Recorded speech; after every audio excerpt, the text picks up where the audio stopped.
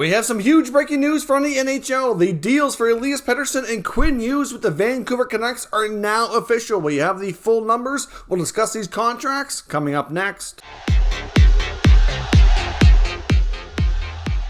So welcome back to another video here at Top Shelf Hockey. As I mentioned, we have some big breaking news from the NHL. The contracts are now officially completed for Quinn Hughes and Elias Pettersson with the Vancouver Canucks. The two RFAs should have their deals announced by the team here shortly, but NHL insiders and local Vancouver media are reporting that the deals are indeed done. The numbers differ just a tiny little bit compared to what we were discussing last night when the rumor was going around that they were extremely close and should have a deal announced shortly. Of course, that never came. We did see word earlier today as well saying that the team likely would not be announcing these contracts today. It could very well come tomorrow. I'm not really entirely sure, but like I said yesterday, I would imagine these players are on their way back to Vancouver and will be making this official here very, very shortly. But Quinn Hughes gets a 6-year contract with an average annual value of $7.85 million, and Elias Pettersson gets a contract for 3 years at $7.35 million. So to me, these are some pretty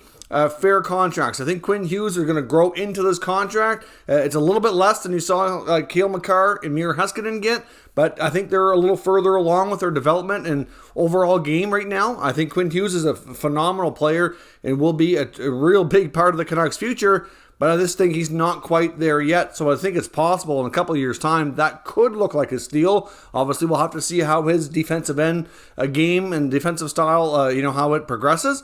That's certainly the area he needs to work on. Offensively, he's a great passer, been racking up lots of assists, and certainly can run a power play, so I have no concerns there. For Elias Pettersson on a 3-year deal, this is a phenomenal contract. I mean, he's getting less than some of the other top, other comparable contracts you could get right now, but there is one that you could compare to that I think is pretty fair, and that's Matthew Barzal. Obviously, the landscape has changed a little bit since Barzal signed his contract, but one detail we don't know for Pettersson, which I think could have been the sticking point to make it drag on so long, was the salary in year number 3, because that'll determine what his RFA qualifying offer has to be. Like in the case of Matthew Barzal, his obviously was a very much backloaded deal. The salary really progressed from years 1 to 2 to 3. And in year 3, he's making $10 million.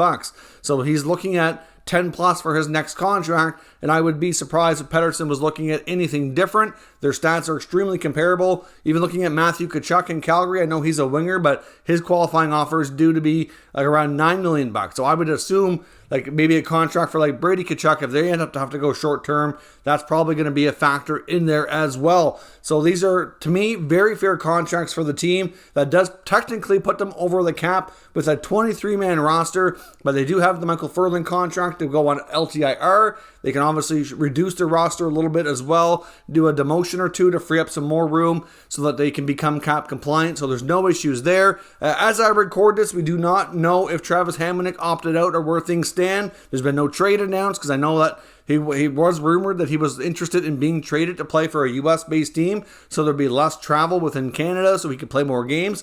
But to be honest, given how strict teams are being with the vaccination requirements, I don't know if that's really an option for him and who would take that on with that additional risk and additional games that he wouldn't be available for. So I don't know. We should know that news here very, very shortly as well. So this leaves Brady Tkachuk as the lone unsigned RFA. Hopefully these deals will help spawn get that one done. I know some are saying now that it might not be the structure like the bonuses and the no trade and all that kind of stuff that's holding things up, that it might actually be money. But we will see. And to me, the Pettersson contract is not extremely comparable because obviously he's a center, Brady's a winger. If you look at like Mikko Rantanen or Kirill Kaprizov, those contracts are a little bit more comparable for Brady, in my opinion. Even his own brother, Matthew, was a very comparable contract as well.